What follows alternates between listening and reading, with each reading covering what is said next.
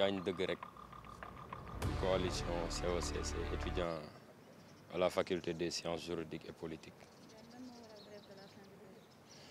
waaw li waral ñaxtu xiifal bi daf cee bokk ci ginnaaw bi ñu demee ay élection faculté de droit dafa am sunu ay autorité yoo xamante ni nii dafa am lu xewoon université ci ñaari campus yi, campus social ak campus pédagogique. Social mooy fi étudiants yi di dalloo, pédagogique mooy fi ñuy sàkkoo xam-xam. ci kaw loolu ñi nga xamante ni dañoo demoon ak ñoom ci jongante boobu def ay mbir biñ ko defee dugg suñu ay chambre jël suñu ay ñoñ am nu ñu def ak ñoom ba gaañ leen. ñun bi loolu amee ñu yàq aussi ay biens publics. bi loolu amee ñu xëy ki nga xamante ni moo jiite faculté de droit bi jël benn décision comme quoi que élection yi moom dàq nañ ko ba beneen yoon élection yi baaxul. bi ñu yógee loolu mu bett ñu lool ñu doon ay responsable mënoon a def comme ñu ni suñuy adversaire defuñu ko. ñu ni kat nañu jël ab bataaxal yónnee ko ki nga xamante ni moo jiite fan yi jànge muy le doyen. ñun ñëpp biñ ko defee ci biir bataaxal bi ñu ngi koy laaj ni ko yow mi jiite faculté bi dañ lay laaj kañ nga am sañ-sañu war a mën a dakkal ay élection yoo xamante ni nii amoon na ba pare. ndax kat daaw ci heure bii bi ñu la laajee yaa ni ñu yow loolu du sa compétence. yaa ñu waxoon ni ñu aussi li nga xamante ni nii mooy étudiants yi nan la ñuy def ba gagné loolu yow sa yoon nekku ci, mais li la yitteel mooy li nga xamante ni moom nga mujjee gis ci ay résultats ngir mën a liggéey ak équipe bi nga xamante ni dafa gagné. biñ ko laajee loolu suñu ay ñoñ yu bëri envoyé ko message bi te ñun aussi ñu jox leen genre ndigal ni leen mën ngeen a envoyé doyen bi message bi. ñoom ñu ni le nombre de personnes bi nga xamante ni nii lim boobu ko envoyé loolu harcèlement la. au-delà de ça ñu ni aussi dafa am caractère boo xamante ni dañoo wax ci doyen bi ay wax yoo xamante ni wax yu tegginuwul la, mooy ci tubaab ñu koy wax insulte. dama ciy bañ a jaar ci olof. daanaka loolu la ñu doon toppee waaye li ñu si jaaxal mooy ñoom bi ñu génnee seen procès verbal tudduñu ci benn yoon caractère insultant wala violence verbale wala li nga xamante ni moom laa njëkk a wax léegi. mais dañ ni ñoom li ñu bañ ci université bi mooy wàllum violence, acte de vandalisme. te loolu ku ñu xam-xam ni ñun doxewul noonu. bi ñu demee ci loolu ñu wooñu instruction, maanaam dañoo njëkk a woo laaj ñu njëkk a woo laaj ñooñu mooy ñi nga xamante ni dañoo jiitoon benn commission. loolu fac droit la njëkk a amee. bi ñu ko defee ba pare le 2 ñu woowaat ñu fii nga xamante ni mooy rectorat laaj ñu tontu lañ tontu woon. génneel ñu ay message yoo xamante ni laalewul ak ñun, ndax tamit cybercriminalité am na fi Sénégal.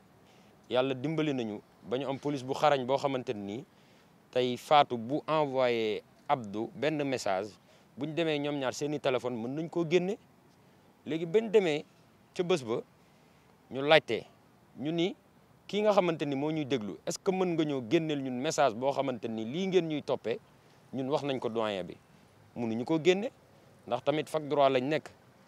maanaam nit ki boo koy àtte di ko tëj da nga koy tëj ci ay preuve. kon ba léegi mënuñoo am benn preuve ngir daan yi nga xamante ni dal na suñ kaw. tey nag am na ci loo xamante ni maanaam opinion nationale bi ak internationale moom la ñuy jël en témoin. ndax léegi rek ñu ngi ciy waxtaan ak ay ñi nga xamante ni ñoo yor fii sécurité bi. il faut que ñiy jël décision ñu taxawee taxawaayu waajur ndax kenn ci ñoom tey bu doomam doon jànge Canada wala France bu nee ko sa doom école ba muy jànge am na problème waxuma la moom dàq nañ ko mais école ba am na problème day jël vol du ko woo téléphone day jël vol dem xool ci lu mu nekk. nan jàpp ne nag yërmande jooju ñoo am seeni doom bu ko raw la suñu waajur yi am si ñun bu ko raw fuuf waaye place bañ toog ak kattan gañ am moom la suñu waajur yi amul jàng moo ñu fi indi lii ñu ci dugal muy syndicalisme da cee mënta ñàkk ndax moo ñuy jox suñu àq ak suñu yelleef mooy tax tey suba étudiant bi tey buñ ko defee loo xamante ni du yoon ñun ñu war a mën a taxaw xeex loolu tey am na xeex boo xamante ni étudiant yëpp a ko bëgg a xeex muy wàllum session unique bi nga xamante ni nii tey imposé nañ ñu ko te session unique boobu ñun laalewuñ ca ndax ay professeur ñoo demoon grève bañ demee grève ci maanaam lu tolloog fukki fan ak ñaar ñëw toog ba mu neex leen ñu ni waaw année bi léegi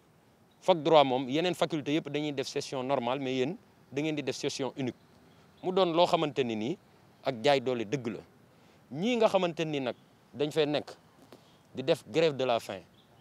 loolu seen droit la te it duñu ci jóge ndax bañ ko commencé ak léegi defagum na 8 heures de temps depuis 7 heures et demie ba léegi ñu ngi fi te it dañ koy continuer di ko def ndax dañ leen a tooñ goo xamante ni nii xëy na yoon am na ci dëkk bi li nga xamante ni mooy ay recours déposé nañ ko fa nga xamante ni fa la mbaxana doone benn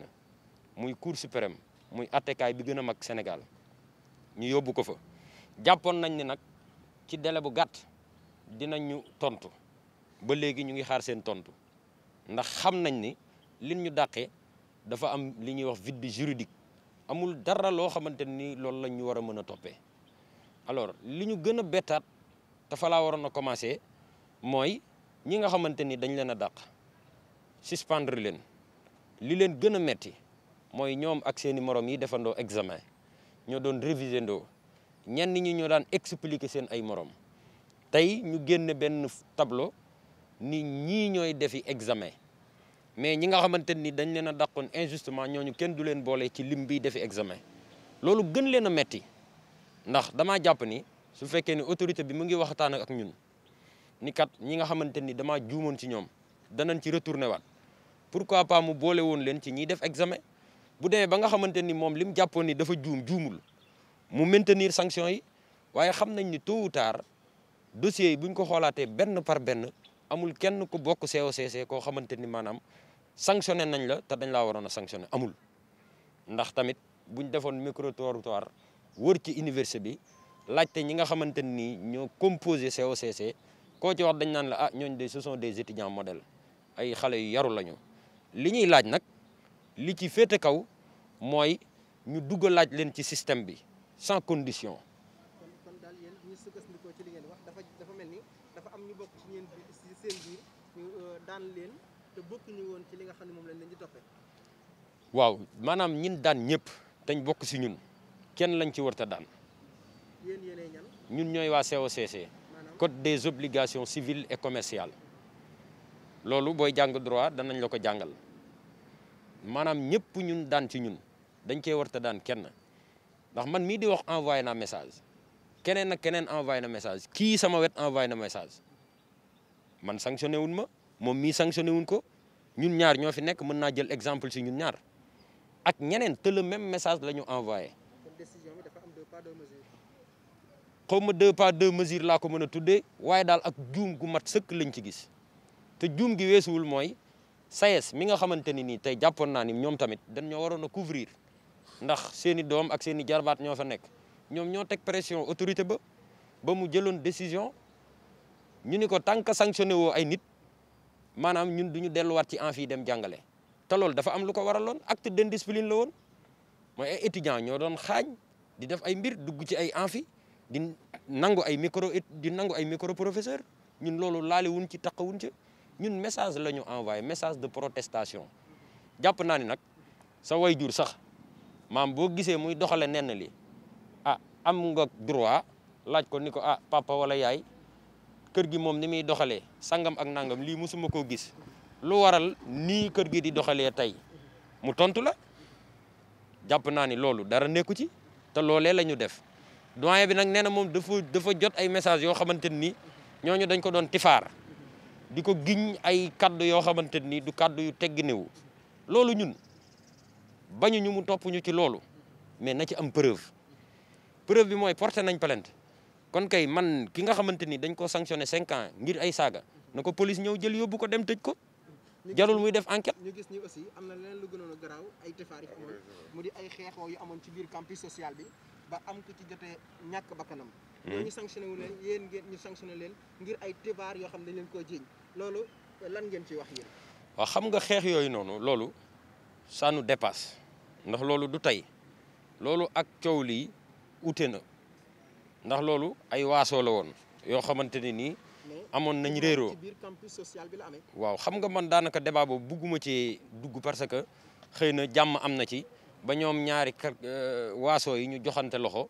te jàpp naa ni jàmm jooju noonu luy sax lay doon fala budda waaye li nga xamante ni nag moo nu yitteel mooy lii nga xamante ni dañ ñu koo teg ay daan te jaaduwul te ñun taqewuñ ci laalewuñ ci. lan moo waral ngeen taamu buntu rectorat bi pour manifester seen naqar. ngir tey fii lañ ñu àttee injustement fii lañ jëlee décision bi injustement fii lañ ñu génnee université injustement kon bu ñu amee lu ñu metti fii la ñuy ñëw wan kilifa gi ni ko ñun am nan lu ñu metti ndax bu ñu tooñul woon kat duñ fi ñëw di naqarlu dara waaye tooñ gim nu tooñ ba Sénégal gépp xam ko ci loolu la ñuy sukkandiku ngir kat mën koo wax ni ko wax dëgg fa la am nan lu ñu metti mais boobu ba léegi ndax xam ngeen ñoom seen retour ci li ngeen di ñaxtu. dugal nañu ay lettres. boobu ba léegi maanaam bi ngeen commencé seen grève de la faim ci buntu rectorat bi moom gis nañ ko sànq mu dugg ci biir bureau yi ndax jot naa saafoon ci ak yéen. waaw moom bi mu njëkkee romb bi muy njëkk a dem